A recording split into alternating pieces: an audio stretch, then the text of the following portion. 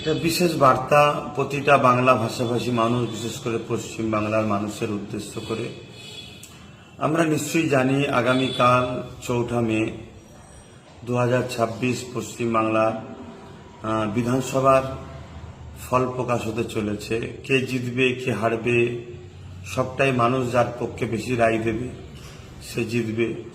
তবে আমি মনে করি রাজনীতি এটা একটা উৎসব। যেভাবে ভোট প্রক্রিয়া হলো, নির্বাচন কমিশনার করা হাতে যেভাবে ভোটকে নিয়েছে, কোনো রকম অশান্তি সেভাবে শোনা যায় না তুলনামূলক।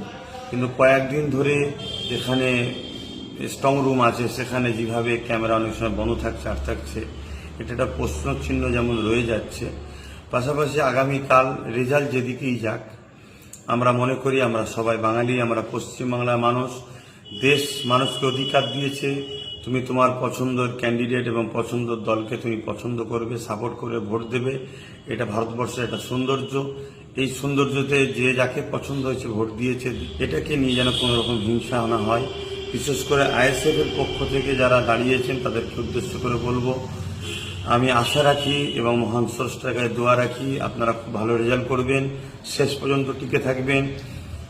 তথাকথিত কিছু মিডিয়ার খবর দেখে যেন নিজেদের মধ্যে মতনৈক্য তৈরি করবেন না, বেরিয়ে চলে আসবেন না, শেষ পর্যন্ত থাকবেন। কেন চারিদিকে কান পাতলে যেটা দেখা যাচ্ছে, 15 বছর মানুষ ভোট দিতে পারেনি, ভোট দিতে পেরেছে। এবং নওশাদ সিদ্দিকী যে মানুষের জন্য, দেশের জন্য এবং সংবিধানকে সামনে রেখে যে কাজ করছে, তাতে সর্বশ্রেণী সর্বধর্মের মানুষ নওশাদের উপর একত্র হয়েছে। তাই ব্যাপকভাবে যে ভোটটা পড়েছে, কোনো জায়গায় 92, 95, 98% তাতে আশা রাখা যাচ্ছে। এবং কান পাতলেও শোনা যাচ্ছে যে আইএসএফ যে জায়গায় দিয়েছে খুব ভালো রেজাল্ট করতে চলেছে। তাই আপনারা শেষ পর্যন্ত থাকবেন এবং আশা রাখবো। দুটো কথা আপনাদেরকে বলবো, নিশ্চয়ই আপনারা, আমি সবাই জানি, লক্ষ লক্ষ মানুষ এখন তাদের নাগরিকত্ব ভোটার তালিকা অনিশ্চিত হয়ে আছে।